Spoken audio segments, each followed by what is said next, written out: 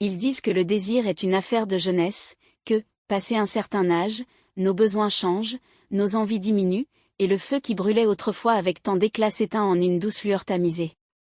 Je suppose que j'y croyais aussi, pendant un moment. Après tout, j'ai 72 ans, pas 22, et le désir, un désir vrai, affamé et imprudent, était quelque chose que je n'avais pas ressenti depuis des années. Du moins, c'est ce que je pensais jusqu'à Jacob. C'est drôle comme la vie fonctionne parfois, un instant, vous flottez dans vos routines, content de votre quotidien, et l'instant d'après, vous rencontrez quelqu'un qui vous rappelle tout ce que vous pensiez avoir oublié, quelqu'un qui veut vous sentir vivant d'une manière que vous n'aviez pas ressentie depuis des décennies. Ce n'est pas une histoire d'amour, du moins pas le genre d'amour qui dure. C'est quelque chose de différent, de plus sombre, de plus complexe. C'est une histoire sur les choix que nous faisons, les lignes que nous franchissons et les conséquences dont nous ne pouvons échapper. Je ne suis pas fière de ce que j'ai fait, mais je ne suis pas sûre de le regretter non plus. Je m'appelle Elan Mitchell et j'ai vécu dans la même maison au bord de la mer depuis plus de 30 ans. La maison est modeste, pas grandiose, mais elle renferme tous les souvenirs d'une vie construite lentement, discrètement.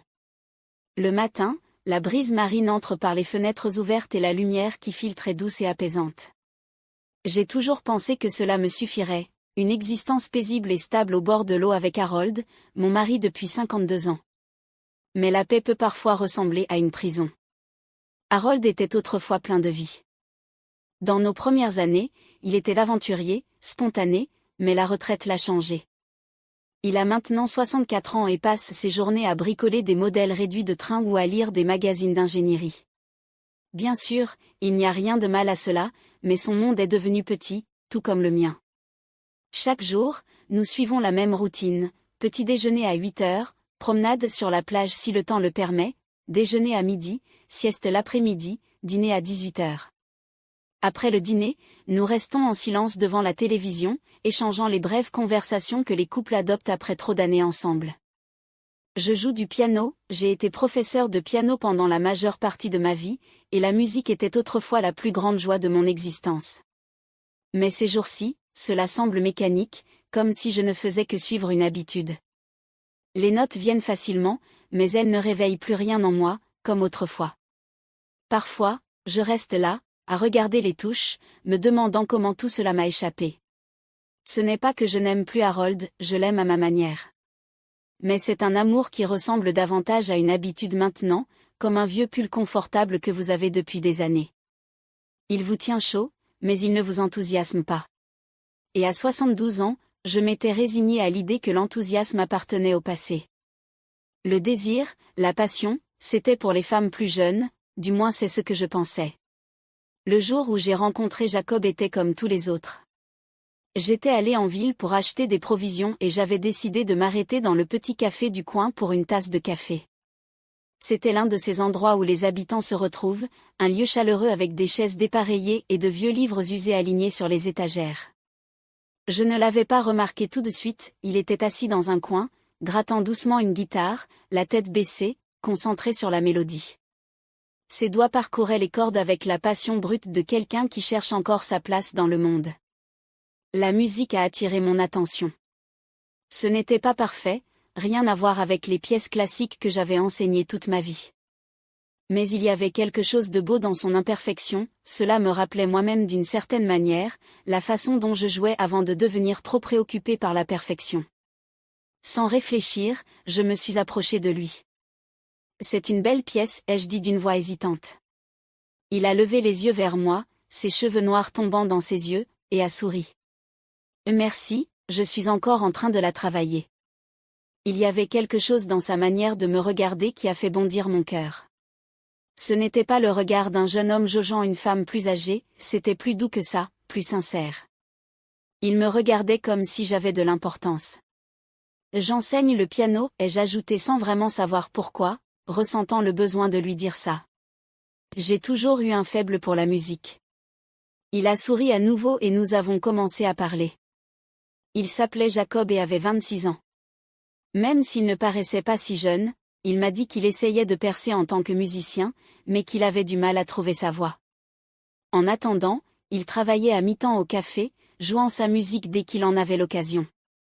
Il y avait quelque chose de familier chez lui, quelque chose dans sa façon de parler de la musique, de la vie. Cela me rappelait ce que je ressentais avant que tout ne devienne si prévisible. Vous savez, dis-je, me surprenant moi-même, je pourrais vous aider avec votre musique, si vous le voulez. J'ai du temps.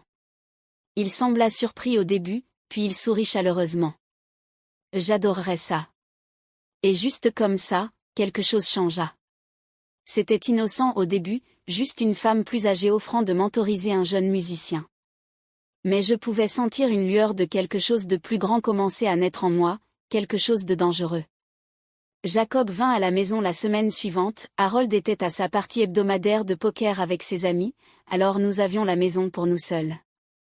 Je n'étais pas inquiète que quelque chose d'inapproprié se produise. Après tout, j'avais 72 ans et Jacob, 26. Tout ce qui bouillonnait en moi n'était sûrement qu'un produit de la solitude, pas un véritable désir. Mais lorsque Jacob s'assit au piano, ses doigts effleurant légèrement les touches alors que je m'asseyais à côté de lui, quelque chose en moi se réveilla. Nous avons passé des heures à travailler sur des compositions, à discuter de la théorie derrière sa musique, et je me suis retrouvée emportée par sa passion. Jacob jouait avec une sorte d'abandon téméraire, l'abandon que je n'avais pas ressenti depuis des années. Au fil des jours, Jacob a commencé à venir plus fréquemment. Chaque fois, nous passions plus de temps ensemble à jouer de la musique et à parler de la vie. Il me racontait son enfance, ses rêves de devenir un musicien célèbre, ses peurs de ne jamais y parvenir, et moi, je lui confiais des choses que je n'avais dites à personne depuis des années. À quel point je me sentais seule, déconnectée de Harold, à quel point la sensation d'avoir un but me manquait. Il ne fallut pas longtemps avant que les frontières entre nous commencent à s'estomper. Un après-midi, après une session particulièrement intense, nous étions assis sur le porche, le soleil se couchant sur l'océan. Jacob me regarda, vraiment regarda, et à cet instant, je me suis sentie vue d'une manière que je n'avais pas ressentie depuis des années. Je ne sais pas comment expliquer ça, dit-il doucement, mais j'ai l'impression de vous connaître depuis toujours. Je ris nerveusement. Je suis assez âgée pour être votre grand-mère. Il secoua la tête. Cela n'a pas d'importance. Et puis, il m'embrassa. C'était hésitant, comme s'il n'était pas sûr de devoir le faire. Mais dès que ses lèvres touchèrent les miennes, tout en moi s'anima. Je me suis reculée, le cœur battant à tout rompre, la culpabilité déjà en train de s'infiltrer. Nous ne pouvons pas faire ça, murmurai-je. Mais même en le disant, je savais que je ne le pensais pas vraiment. J'aurais dû arrêter cela. J'aurais dû m'éloigner après ce baiser, dire à Jacob que nous ne pouvions plus nous voir. Mais je ne l'ai pas fait, quelque chose dans la façon dont il me faisait me sentir vivante, désirée, était trop pénible pour y résister. C'était comme se réveiller après des années d'engourdissement. Alors nous ne nous sommes pas arrêtés. Ce qui avait commencé par des regards volés et des touches innocentes s'est rapidement transformé en quelque chose de bien plus profond. Je me retrouvais à attendre que Harold quitte la maison, comptant les minutes jusqu'à ce que je puisse être seule avec Jacob. Et quand nous étions seuls, c'était comme si les années entre nous n'existaient pas. Nous avons gardé notre relation physique discrète, veillant à ce qu'elle ne devienne pas trop évidente. Mais l'intensité émotionnelle entre nous était indéniable. Chaque toucher, chaque baiser était comme une bouée de sauvetage, me tirant du bord de l'existence grise et sans vie que j'avais menée. Je n'avais pas réalisé à quel point j'étais affamée d'affection jusqu'à ce que Jacob entre dans ma vie. Il était jeune, vibrant, plein de passion et d'énergie, et il m'apportait quelque chose dont je ne savais pas que j'avais besoin. Je commençais à me sentir plus jeune, plus vivante. J'achetais de nouveaux vêtements, recommençais à me maquiller, des choses que je n'avais pas faites depuis des années. Bien sûr, il y avait des moments où la culpabilité me rattrapait, où je restais éveillée la nuit à côté de Harold, me demandant ce que je faisais. Mais ces moments étaient fugitifs, facilement noyés dans l'excitation de tout cela. Je me disais que je le méritais, qu'après toutes ces années à donner et à sacrifier, j'avais droit à un peu de bonheur. L'aventure avec Jacob n'était pas sans complications. À mesure que nous passions plus de temps ensemble, je commençais à remarquer le changement subtil dans la façon dont les gens en ville nous regardaient.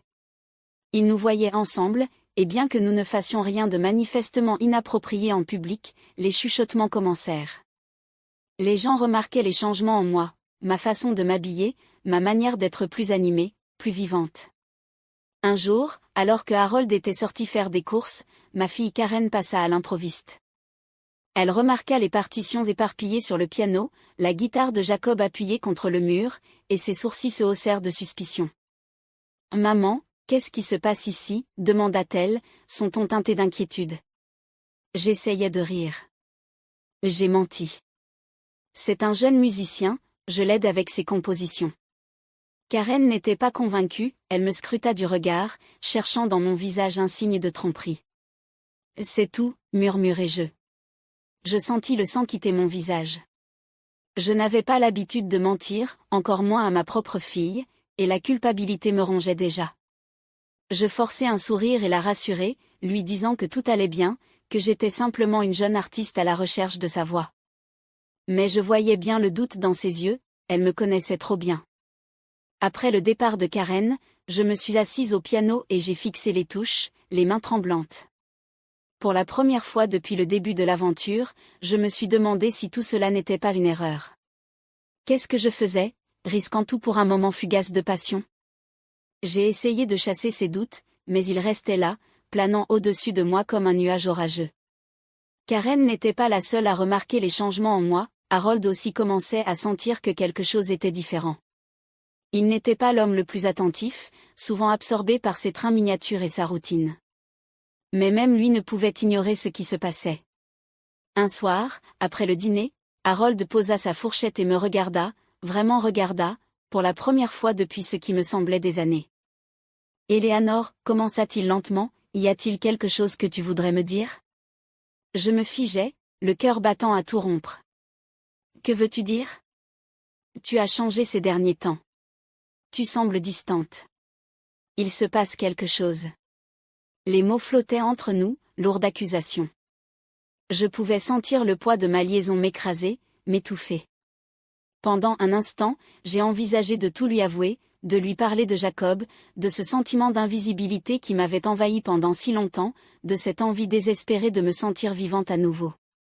Mais je ne pouvais pas me résoudre à lui faire autant de mal. Alors j'ai menti. Non, Harold, dis-je doucement, il n'y a rien. Il ne semblait pas convaincu, mais il ne posa pas plus de questions. Il hocha simplement la tête et reprit son dîner, le silence entre nous plus épais que jamais. À mesure que ma liaison avec Jacob se poursuivait, la pression devenait insupportable. La culpabilité, le secret, les regards désapprobateurs des amis et des voisins, tout cela commençait à peser lourd. Je sentais que je me fissurais, déchirée entre la vie que j'avais construite avec Harold et cette nouvelle relation exaltante avec Jacob. Un après-midi, Jacob arriva chez moi à l'improviste.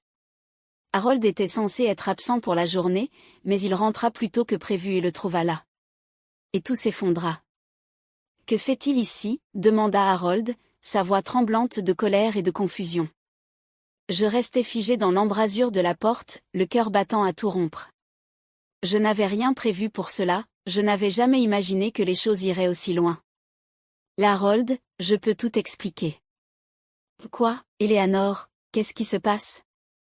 La confrontation était inévitable, et à cet instant, tout s'écroula. Je confessai ma liaison, la culpabilité débordant comme une digue rompue.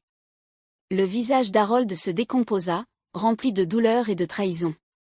Je pouvais voir toute la souffrance que je lui infligeais. « Comment as-tu pu me faire ça ?» murmura-t-il, sa voix étouffée par l'émotion. « Après tout ce que nous avons traversé ?» Je n'avais pas de réponse. Tout ce que je pouvais faire, c'était rester là, impuissante, tandis que l'homme avec qui j'avais passé 50 ans de ma vie s'effondrait devant moi. Après cette confrontation, je savais que je devais faire un choix. Je ne pouvais pas continuer à vivre cette double vie, à prétendre que tout allait bien alors que ce n'était clairement pas le cas. Je devais choisir entre continuer ma liaison avec Jacob, qui me faisait me sentir vivante mais était insoutenable, ou tenter de reconstruire ma vie avec Harold, l'homme avec qui j'avais partagé toute ma vie adulte. J'ai passé des jours à réfléchir à ma vie, à mes choix et à ce que je voulais vraiment. Jacob me rendait jeune, me faisait me sentir désirée, mais je savais au fond de moi que cela ne pouvait pas durer. Il était trop jeune, plein d'avenir, et je ne voulais pas le retenir. Il méritait un futur que je ne pouvais lui offrir. À la fin, j'ai pris la douloureuse décision de mettre fin à notre liaison. Quand je l'ai dit à Jacob, son visage s'est décomposé de douleur, mais il n'a pas protesté. Lui aussi savait que ce que nous avions était beau mais éphémère. Merci, dit-il doucement, sa voix chargée d'émotion. Tu as changé ma vie. Et tu as changé la mienne, répondis-je, le cœur lourd, en le regardant partir pour la dernière fois. Après la fin de notre liaison, j'ai essayé de reconstruire ma vie avec Harold. Ce n'était pas facile, les blessures de la trahison étaient profondes, et il y avait des jours où je doutais que nous puissions un jour nous en remettre. Mais nous étions déterminés à essayer. Nous avons commencé à suivre une thérapie de couple, une démarche que je n'aurais jamais imaginée auparavant. Au début, c'était étrange de parler de nos émotions les plus profondes, mais avec le temps, ces séances nous ont aidés à démêler les rancunes et la distance qui s'étaient installées entre nous au fil des années.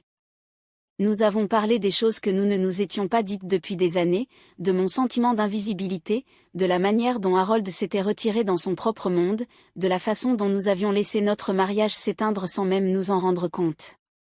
Ce n'était pas une solution rapide. Il y avait encore des jours où le poids de la liaison pesait lourd entre nous, et je savais que cela prendrait du temps pour guérir les blessures que j'avais infligées. Mais petit à petit, nous avons commencé à nous reconnecter. Ce n'était pas l'amour passionné de notre jeunesse, mais quelque chose de plus mature, plus honnête.